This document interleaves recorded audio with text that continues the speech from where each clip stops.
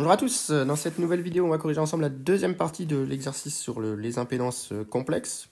Donc de nouveau on a un générateur qui va se brancher sur un dipôle RLC. Là, cette fois-ci les trois dipôles R, L et C sont en parallèle. Et donc de nouveau on me demande de déterminer l'impédance équivalente au dipôle AB, puis d'étudier un petit peu le courant. Donc pour cela on va de nouveau utiliser un circuit en régime sinusoïdal. Donc on utilise les impédances complexes, ZR, ZC, ZL. Et puis donc ZAB s'obtient par une impédance équivalente. Donc on a que 1 sur ZAB cette fois-ci est égal à 1 sur ZR plus 1 sur ZC plus 1 sur ZL. Ce qui est donc égal à 1 sur R plus J oméga C plus 1 sur J oméga L, ou encore 1 sur R plus J facteur de oméga C moins 1 sur oméga L. Je ne vais pas forcément aller plus loin dans la détermination, puisque je sais que derrière je vais vouloir I, et que I ça va être E sur Z. Donc c'est plutôt 1 sur Z que j'ai besoin que Z. Donc je ne vais pas vraiment détailler le calcul ici, je ne vais pas mettre le même dénominateur. Surtout que c'est déjà sous la forme A plus IB.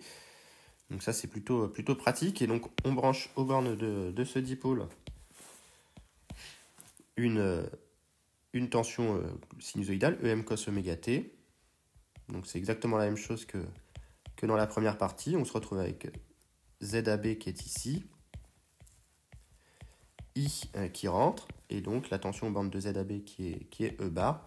Donc on a directement, c'est vraiment sensiblement la même chose que dans la première partie, on a directement I bar qui est égal à E bar sur ZAB. Et comme j'ai calculé 1 sur ZAB, bah c'est assez facile, ça fait I bar égale E bar, voilà, fois, pardon, c'est directement fois 1 sur ZAB, donc fois 1 sur R,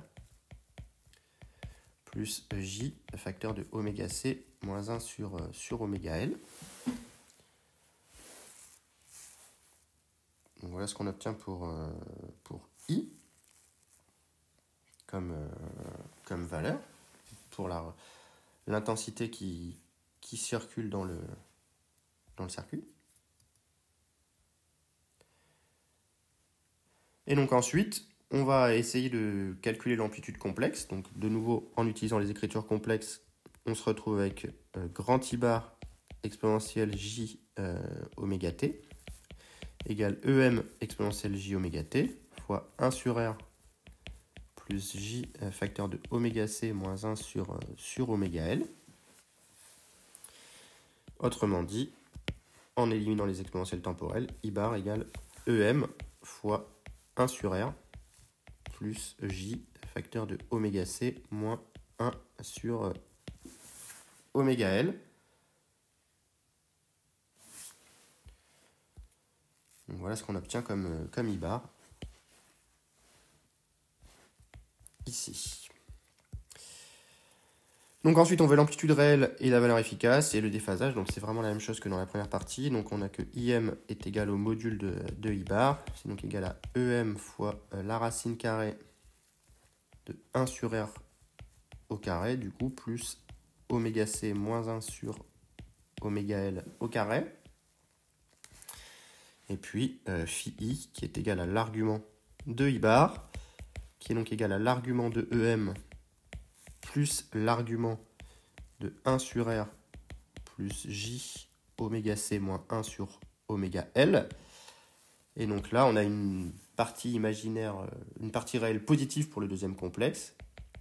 Donc il n'y a pas de danger, on peut directement utiliser l'arc tangente de la partie imaginaire, donc de oméga C moins 1 sur oméga L divisé par 1 sur R. Autrement dit, arc tangente de R fois oméga C moins 1 sur oméga L. Donc voilà ce qu'on obtient pour phi I et pour IM. Et donc il ne reste plus qu'à faire les applications numériques. Donc je vais reprendre les valeurs numériques qui sont ici. Voilà. Donc, on va faire l'application numérique. Donc, pour IM, on va prendre 1 sur R qui est mis au carré. Donc, ça fait 1 sur 1000 au carré. Voilà. Plus oméga C, donc 2pi fois 1000 fois 1 10 moins 6. Moins 1 sur oméga L.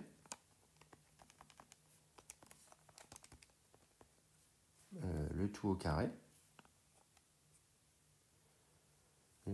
Alors, attendez que je vérifie mon calcul. Ça c'est bon. 2pi oméga C.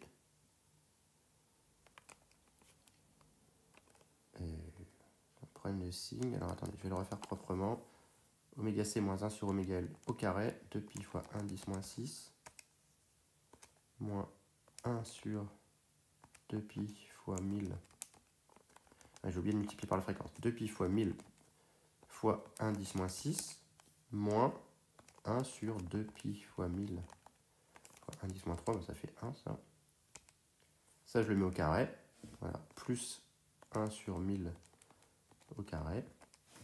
Je prends la racine et je multiplie par EM qui vaut 15 volts.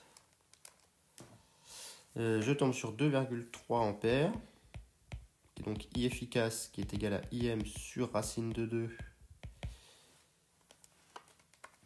est égal à 1,6 ampères efficace. Et enfin phi I qui est égal à l'arc tangente de ça, donc ça fait 1000. Je vais recalculer oméga C, donc 2pi fois 1000 fois 1 10 moins 6 moins 1 sur 2pi fois 1000 oméga C, voilà, fois 1000 et arctane de ça. Donc là on tombe sur moins 1,6 radians, donc environ moins pi sur 2 ici, dans cette situation. Donc voilà pour cet exercice sur les impédances. J'espère que la correction était claire, que ça peut vous aider à travailler sur les impédances équivalentes. Et s'il y a des questions, surtout, mettez-les en commentaire. Bonne journée.